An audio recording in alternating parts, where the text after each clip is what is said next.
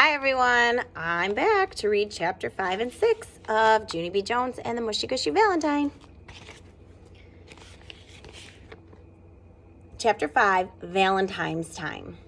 Valentine's Day came on Friday, and guess what? My grandma Helen Miller bought me a special Valentine's outfit, and it matched my heart antennas very perfect. That day at school, I skipped all around room 9 because I was a treat for the eyes, I tell you. Finally, I sat in my seat and Mrs. took attendance. And guess what? Nobody was absent. Because who wants to miss a party? That's why. After attendance, Mrs. put on a special Valentine's apron. It had a big heart pocket in the front. Then Mrs. filled the heart pocket with Valentine's cards from the box and she delivered them to all the children. And wait till you hear this. The very first Valentine was delivered to me, to Junie B. Jones, and it said my name right on the envelope. Yahoo! I shouted, real thrilled. I'm first again, Mrs. Yahoo! Yahoo! After that, Mrs. kept on delivering cards until the whole Valentine's box was empty. Then all of us got to open our cards, and it was as fun as a birthday party, I tell you. After Lucille finished opening her Valentines, she called Grace to our table. Come here, Grace. Come here and bring your Valentines. Then you and I can count our cards, and we'll see who got the most from the boys, she said. Grace came over. She smiled kind of nervous.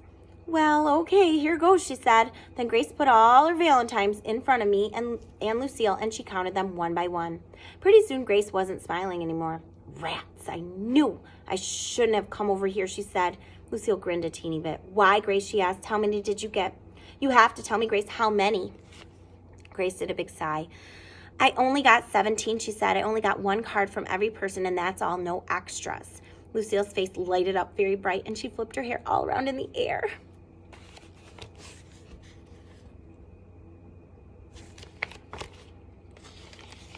Gee, I'm sorry to hear that, Grace, she said. Well, I suppose I should count mine now. After that, Lucille counted her cards in front of me and Grace. She counted them right out loud. 13, 14, 15, 16. All of a sudden, Lucille stopped counting because there was only one more Valentine left in her pile. That's why.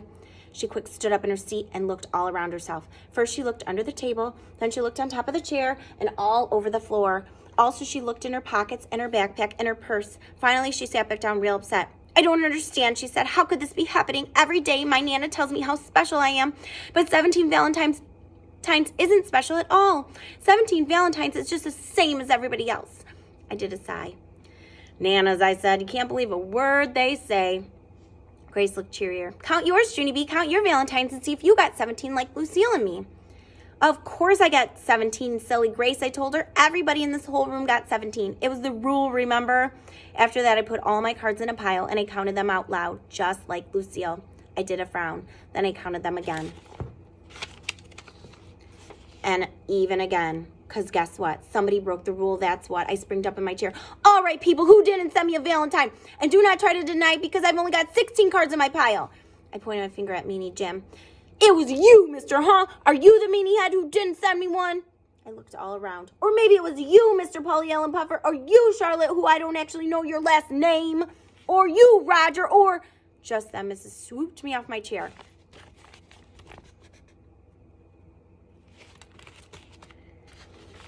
Do not stand on your chair, Junie B., she said, and please don't fight about Valentines. If someone did not send you a card, it was just a mistake. No one would do something like that on purpose. I'm sure of it. After that, I sat back down in my seat, and I looked at that woman very curious because Mrs. is a nice teacher, but sometimes she doesn't understand children at all. Chapter 6 is called Bingo.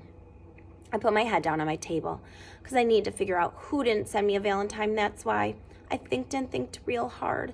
Then all of a sudden I springed up. Lucille! I thinked of a plan. I thinked of how to find that guy. All I have to do is see the names of who signed my Valentines. Because whoever's missing is the person who didn't send me one. Lucille looked admiring at me. That's very smart of you, Junie B., she said. You should be on cops. I know what I said back. My head is as sharp as a tack. After that, I got all of my Valentines in a pile, and me and Lucille looked at the people who signed them. We kept track of their names very good. Only too bad for me, because 7 of my Valentines weren't even signed.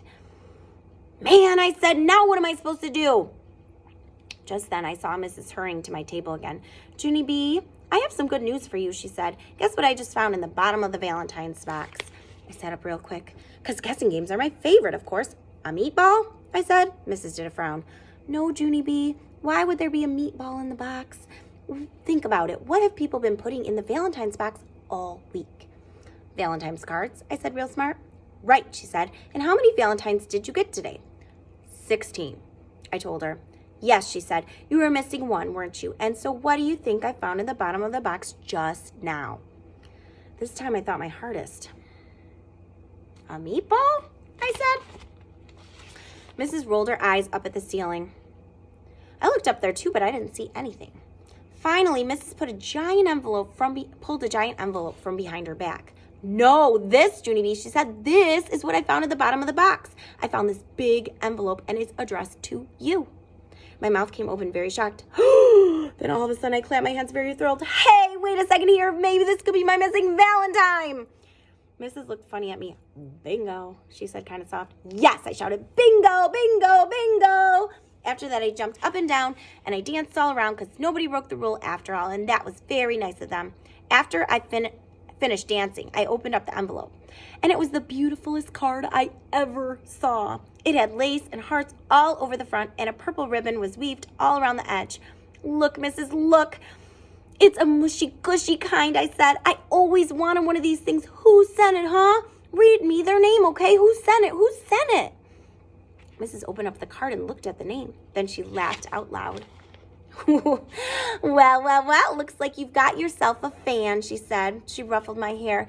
This card is signed from your secret admirer. I raised up my eyebrows. Huh? What? Who? Mrs. smiled. A secret admirer is someone who likes you very much, but he's too shy to tell you, she explained. I guess your Valentine's Day turned out pretty good after all, huh? She said. Yes, my Valentine's Day turned out almost perfect, I said. Now all I have to do is figure out who my secret admirer is, and we will be in business. After that, I put my head on my table and I closed my eyes because I needed to think of another plan, of course.